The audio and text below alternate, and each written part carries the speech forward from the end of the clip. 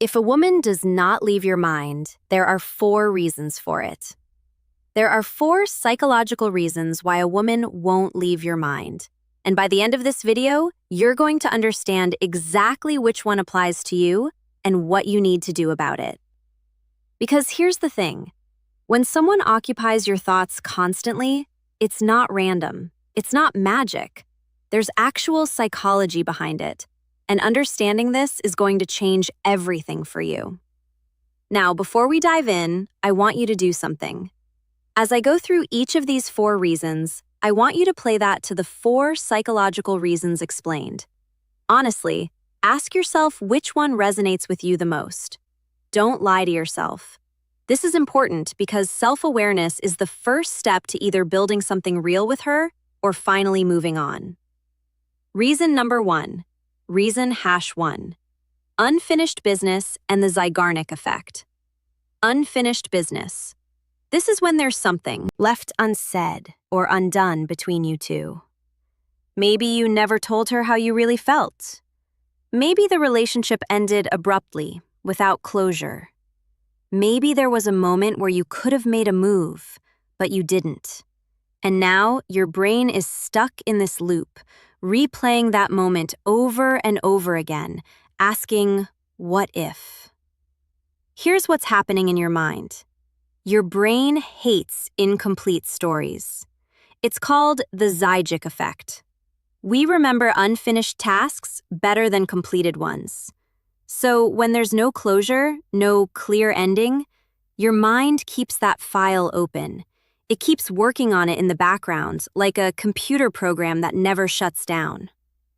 Let me give you an example. Let's say you and her had this amazing connection. You talked for hours. The chemistry was undeniable. But then life got in the way. Maybe distance, maybe timing, maybe fear, and you never actually went for it.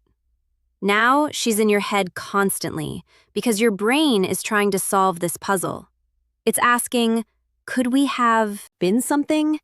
Should I reach out? Is it too late? So, what do you do about this? You have 2 options. Option 1, you reach out. You get that closure. You tell her what you needed to say. You take that shot you wish you'd taken. And yes, she might reject you, but at least you'll know. At least the story will have an ending, and your brain can finally close that file. Option 2, you consciously give yourself closure. You accept that some chapters end without a neat conclusion. You write the ending yourself in your mind. You say, that was then, this is now. I'm moving forward. And you mean it. Reason number reuse and #2. She represents what you're missing. 2. She represents something you're missing. This one's deeper.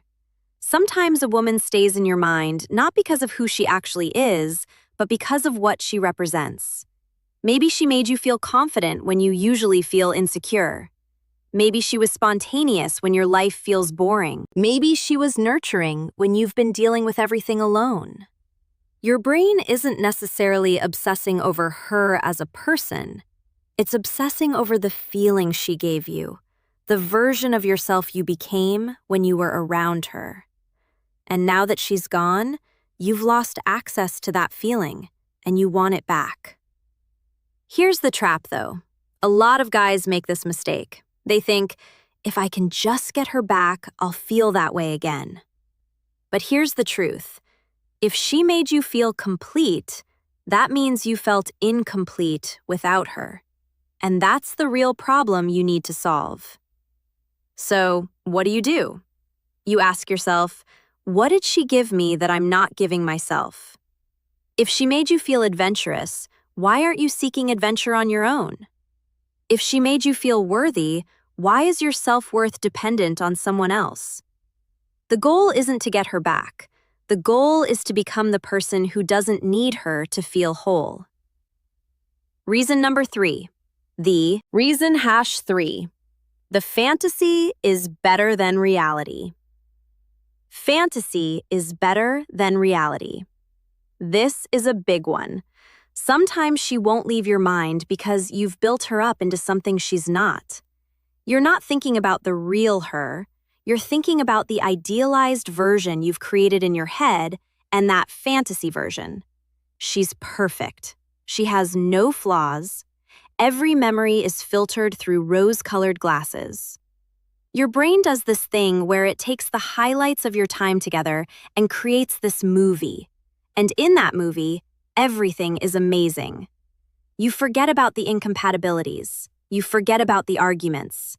You forget about the red flags. All you remember is the way she laughed at your jokes or how she looked at you that one time. Let me tell you something. I learned the hard way. The woman in your head is not the woman in real life. And sometimes you're not in love with her. You're in love with the story you've told yourself about her. You're attached to the potential, not the reality. So here's what you need to do. Get real with yourself. If you have a journal, write down the actual reality of the situation, not the fantasy. What were the incompatibilities? What didn't work? What would actually happen if you got back together? Would it be the fairy tale your brain is selling you?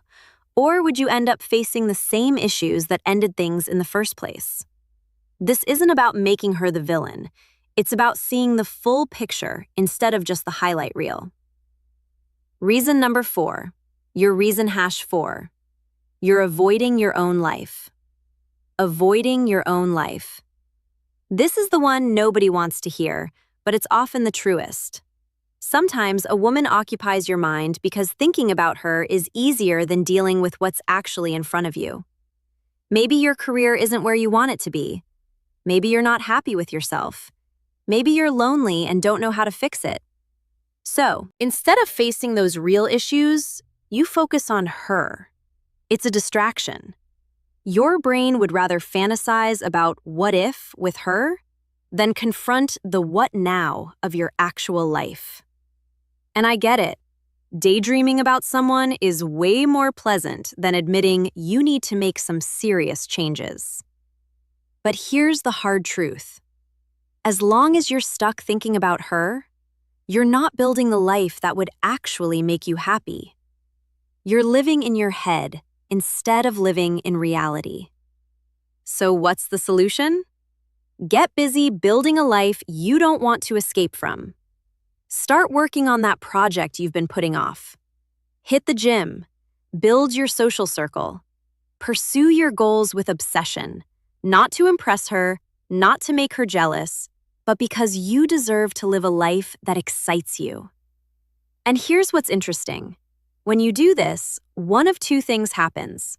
Either she stops occupying your mind because you're genuinely fulfilled, or she comes back into your life and you realize you've outgrown what you thought you wanted. So, which one is it for you? Be honest with yourself. Is it unfinished business? Is she representing something you're missing in yourself? Are you in love with a fantasy?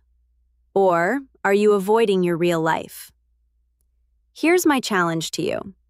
Leave a comment below and tell me which reason resonates with you most. You don't have to share details. Just say reason 1, reason 2, reason 3, or reason 4. This isn't just for me, it's for you.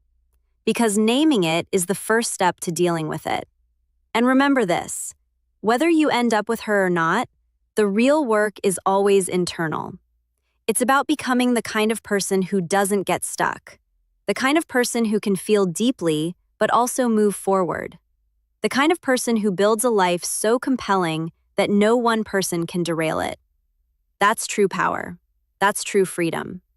If this video helped you, hit that like button. Subscribe if you want more real talk about relationships and personal growth. And if you want to go even deeper, I've got a free training where I break down the psychology of attraction and how to create description. Now go out there and handle your business. Stop living in your head, start living in your life. I'll see you in the next.